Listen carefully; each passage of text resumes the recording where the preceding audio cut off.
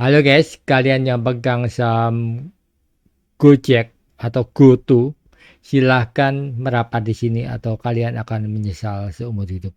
Saat ini saham ini hari ini tadi sempat naik di 60 di 3% lebih ya, di 63. Kemudian kembali lagi ke 60 dan menurut saya ini adalah desain yang sempurna dari karya anak bangsa. Sebelum kita ini adalah chart dari saham Gojek, kita lihat di sini sempat di atas 100, kemudian turun sekitar 60, kemudian di atas 100 lagi dan sekarang ada di 60. Apakah ini tandanya akan kembali ke atas? Oke, jangan buru-buru, kita lihat dulu. Yang menjadi concern utama kita adalah bahwa sekarang ini saham ini dipegang oleh pabrik yang jumlahnya kepemilikannya di bawah 1% itu sebesar 78%. Jadi saham ini sudah menjadi saham publik yang 78%. Kalian tahu otomatis apa konsekuensinya? Perusahaan ini akan sulit mendapatkan arah baru. Kenapa? Karena yang 78% itu nggak ada yang dominan dan siapa yang menentukan? Siapa yang memastikan direktur itu bekerja dengan baik? Nggak ada. Karena nggak ada yang dominan.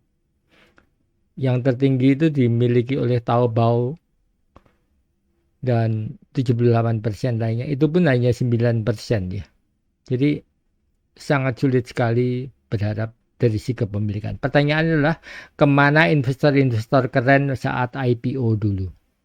Jadi ceritanya saham ini sudah jatuh terlalu masuk perangkapnya sendiri yang dibikin oleh lembaga-lembaga Ventura saat IPO kemarin. Itu sebabnya kalau kalian ingat saat IPO ini dikasih pasang sepatu hijau, green shoe.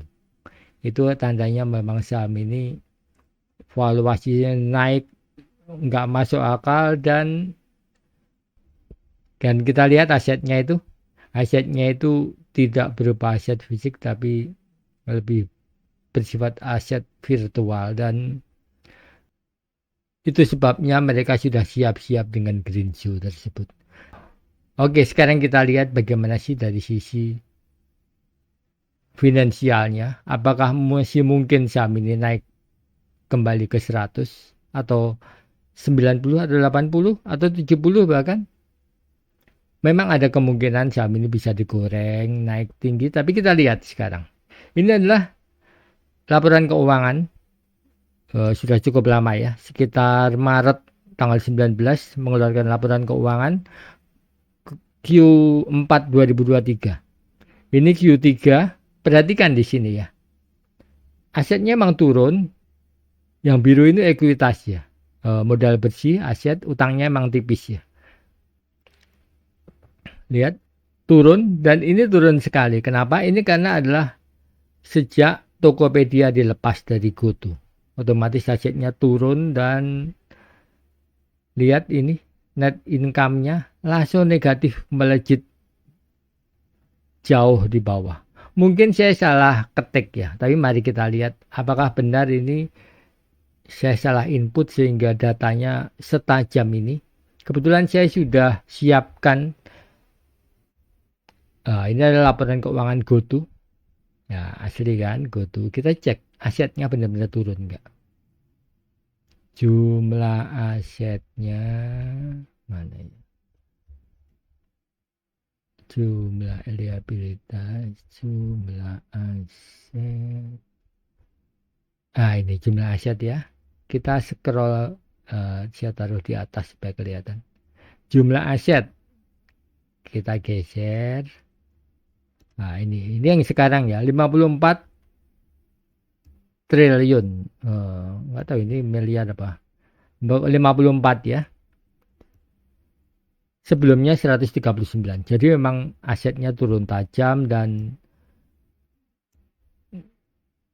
net income-nya emang negatif itu karena faktor penulisan secara akuntansi saja. Tapi yang paling penting adalah aset dan dan ekuitasnya turun jauh sekali. Jadi Tokopedia yang lepas itu bisa dilihat bahwa dia itu 2/3 atau bahkan 3/4 dari total asetnya GoTo saat itu. Jadi ini sebenarnya kesalahan yang fatal karena GoTo itu dulunya Tokopedia itu dilepas karena alasannya untuk menghambat import gitu. Sekarang importnya masih terjadi. Silahkan beli di toko online. Apakah barang-barang elektronika itu produksi Indonesia? Bukan, dan harganya masih murah, dan segala keributan itu nggak ada gunanya sekarang gitu. Kita tetap aja beli barang impor tanpa pajak.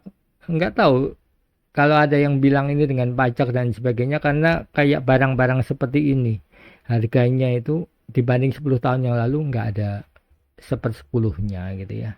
Dan semuanya harganya nggak mungkin diproduksi di Indonesia gitu.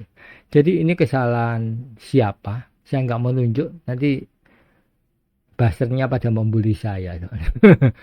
Intinya bahwa carut marut ini sampai ke saham, dan saya sendiri pesimis saham ini bisa naik. Kenapa? Karena dengan jumlah aset yang mengecil sangat drastis dari sini ke sini, dari 116 ke 35. Ini artinya ekuitas yang 35 ya. Asetnya berapa itu? 54. Artinya daya saingnya akan rendah. Artinya bisnisnya mengecil jauh, dan memang harga 60 itu pantas sekali, bahkan bisa masih rendah sekali. Jadi kalau saya kemarin lihat ada YouTuber bilang optimis akan naik lagi, kalau saya bilang saya tidak optimis sama sekali dengan masa depan ini, karena kalau dilihat dari komposisi pengurusnya, direktur, komisarisnya pun juga saya mulai ragu. Ini apa-apaan ya? Sepanjang sejarahnya perusahaan teknologi itu selalu dipimpin oleh pendirinya, karena itulah yang punya visi. Memang dia nggak terlalu banyak uang seperti Facebook dan sebagainya, dia tetap pegang karena itulah bagaimana dia bisa dari kecil ke besar itu. Begitu dipegang orang lain, walaupun dia lebih berpendidikan, berpengalaman, tapi auranya beda, dan itu adalah simbol hero lokal yang hilang, dan sekarang sudah. Itu sebabnya saya tidak merekomendasikan saham GoTo ini sama sekali. Oke, thank you, see you next time.